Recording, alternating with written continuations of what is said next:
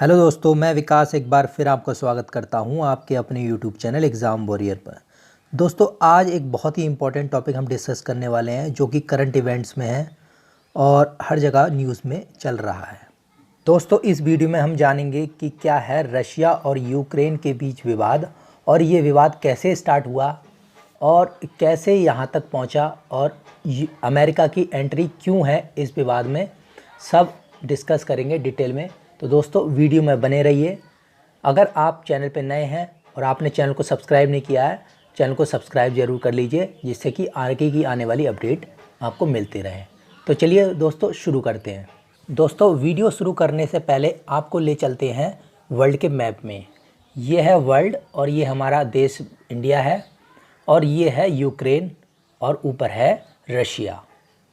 दोस्तों, दोनों देशों के बीच विवाद को जानने से पहले हमें ये जानना बहुत ही महत्वपूर्ण है कि यूक्रेन का उदय कैसे हुआ।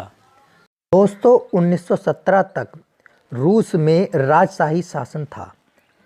जब 1917 में रूसी क्रांति हुई जिसे सर्वहारा क्रांति कहा जाता है। दोस्तों, अब आप पूछेंगे कि सर्वहारा क्रांति क्या थी। तो सर्वहारा क्रांति दोस्तों लेनिन के नेतृत्व में एक सामाजिक क्रांति थी जिसमें मजदूर वर्ग जो है वो पूंजीपतियों को उखाड़ फेंकने की बात करता है और सत्ता हासिल करने की बात करता है। इसे इंग्लिश में प्रोलेटेरियन रेवोल्यूशन भी कहा जाता है।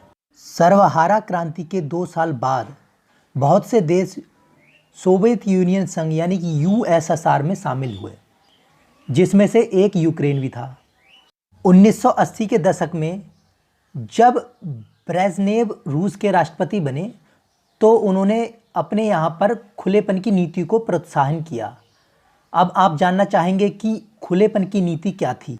यह एक सोवियत नीति थी जिसका मुख्य उद्देश्य सोवियत रूस की सरकारी संस्थाएं और क्रियाकलापों में खुलेपन एवं पारदर्शिता को बढ़ाना था। दोस्तों, इस नीति का नतीजा यह हुआ कि तत्कालीन यानी कि उस समय का यूएसएसआर नाम का देश सन 1991 में 15 देशों में बंट गया और इसका नया नाम रूस हो गया। तो अब पहले जो यूएसएसआर था अब रूस हो गया और साथ ही साथ उन 15 देशों में यूक्रेन भी एक अलग देश बन गया। दोस्तों, अब आते हैं हम आज की समस्या की मूल भूमिका पर। 1945 में जब द्वितीय विश्व युद्ध समाप्त हुआ उसके बाद पूरी दुनिया 2 खेमों में बंट गई। एक खेमा था पूंजीवादी विचारों वाला जिसका नेतृत्व अमेरिका कर रहा था, जिसमें ब्रिटेन, फ्रांस, इटली, जर्मनी जैसे पश्चिमी यूरोप के महत्वपूर्ण राष्ट्र थे। और दूसरा खेमा था साम्यवादी व्यवस्था वाला जिसे कम्युनिस्ट विचारधारा वाला भी कहा जा सकता है। इसका लीडर सोवियत संघ था। तब से लेकर लगभग 1980 तक लगातार इन दोनों खेमों के बीच तनाव की स्थिति बनी रही, टेंशन्स बनी रही, जिसे इतिहास में कोल्ड वॉर भी कहा जाता है, शीत युद्ध भी कहा जाता है। शीत युद्ध में दोनों के बीच में टेंशन बनी रही थी, उसको ही शीत युद्ध कहा जाता है। और जो भारत था वो इन दोनों गुटों में से किसी गुट में नहीं था, किसी खेमे में नहीं था। इसलिए भारत जैसे देशों ने एक अलग खेमा बना लिया जिसे गुट निरपेक्ष कहा गया। क्योंकि दोनों खेमों के बीच में तनाव की स्थिति, टेंशन की स्थिति बनी रहती थी, इसलिए दोनों खेमों की तरफ से महत्वपूर्ण सैन्य संगठन यानी कि मिलिट्री ऑर्गेनाइजेशंस बनाए गए। तो पूंजीवादी खेमे की तरफ से नाटो बनाया गया जिसे नॉर्थ अटलांटिक ट्रीटी ऑर्गेनाइजेशन कहा जाता है। अब जान लेते हैं कि नाटो क्या है। नाटो की फुल फॉर्म है नॉर्थ अटलांटिक ट्रीटी ऑर्गेनाइजेशन। इसे नॉर्थ अटलांटिक अलायंस भी कहा जाता है। यह इंटर गवर्नमेंटल मिलिट्री अलायंस है जो कि 27 European countries, 2 north American countries और 1 यूरेशियन कंट्रीज़ के बीच में है। अब वापस आ जाते हैं।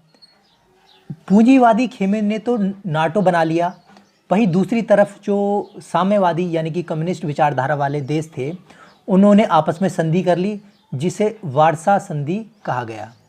अब वार्सा संधि के बारे में हम जान लेते हैं क्या होती है। नाटो के जवाब में यूएसएसआर से जुड़े सारे देशों ने आपस में एक संधि कर ली जिसे वार्सा संधि कहा गया और ये संधि 1955 में की गई। लेकिन जब 1991 में यूएसएसआर का विघटन हुआ तो वार्सा संधि एक तरह से ख़त्म ही हो गई, क्योंकि सब देश थे अलग अलग हो गए और यूएसएसआर टूट गया। दोस्तों अब आते हैं समस्या के मूल मुद्दे पर। यूक्रेन ने घोषणा की है कि वह सन 2024 तक नाटो का सदस्य बन जाएगा। अब नाटो का सदस्य बन जाएगा, इसका मतलब क्या है? इसका मतलब ये है कि यूक्रेन पर अमेरिका तथा पश्चिमी यूरोप के देश जो नाटो के सदस्य हैं उनका दबदबा हो जाएगा। अब सवाल ये आता है कि यूक्रेन नाटो को ज्वाइन करना क्यों चाहता है? क्या कारण है कि यूक्रेन जो है वो नाटो को ज्वाइन करना चाहता है? दोस्तों यह जानने के लिए हमें विवाद की जड़ में जाना होगा, और वह जड़ है क्रीमिया। जो क्रीमिया क्षेत्र है वो कभी पहले यूक्रेन का हुआ करता था, जो कि अब रशिया का है। सन 1954 में जो यूएसएसआर के राष्ट्रपति थे ख्रुश्चेव, उन्होंने क्रीमिया क्षेत्र को यूक्रेन को उपहार में दे दिया था। लेकिन सन 2014 में रूस ने क्रीमिया पर कब्जा कर लिया, जिसके कारण यूक्रेन के लोग रूस से बहुत ज़्यादा नाराज़ हैं। साथ ही यूक्रेन को इस बात का भी भय है कि कहीं ऐसा ना हो कि रूस यूक्रेन पर भी कब्जा कर ले, जिस तरह से उसने क्रीमिया पर कब्जा किया। तो यह कारण है यूक्रेन नाटो को ज्वाइन करना चाहता है, क्योंकि उसे लगता है कि अगर वह नाटो को ज्वाइन कर लेगा तो वह यह समस्याओं से निदान पा लेगा और उसे ये सारी समस्याएं दूर हो जाएंगी। दोस्तों अब जानते हैं कि इस मामले में रूस क्यों परेशान है। रूस की परेशानी के मेन दो कारण हैं।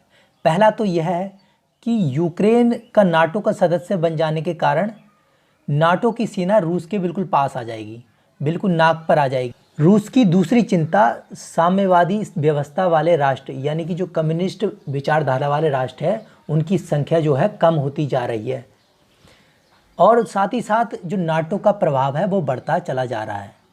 इसलिए रूस किसी भी कीमत पर यूक्रेन को नाटो का सदस्य बनने नहीं देना चाहता, और जो अमेरिका है वो किसी भी कीमत पर यह चाहता है कि यूक्रेन नाटो का सदस्य बन जाए। जहां तक यूक्रेन का सवाल है वह अमेरिका के पक्ष में है और नाटो का सदस्य बनना चाहता है। दोस्तों एट प्रेजेंट दोनों कंट्रीज़ के बीच सिचुएशन बहुत क्रिटिकल हो चुकी है। रशिया ने यूक्रेन के खिलाफ वॉर डिक्लेयर कर दिया है। अब देखते हैं कि ये वॉर कहाँ तक जाता है, कैसे रिजॉल्व होता है। और दोस्तों वीडियो देखने के बाद आपको इन दोनों के देशों के बीच जो भी विवाद है उसमें क्लियरिटी आ गई होगी। आई होप आपको वीडियो पसंद आई होगी।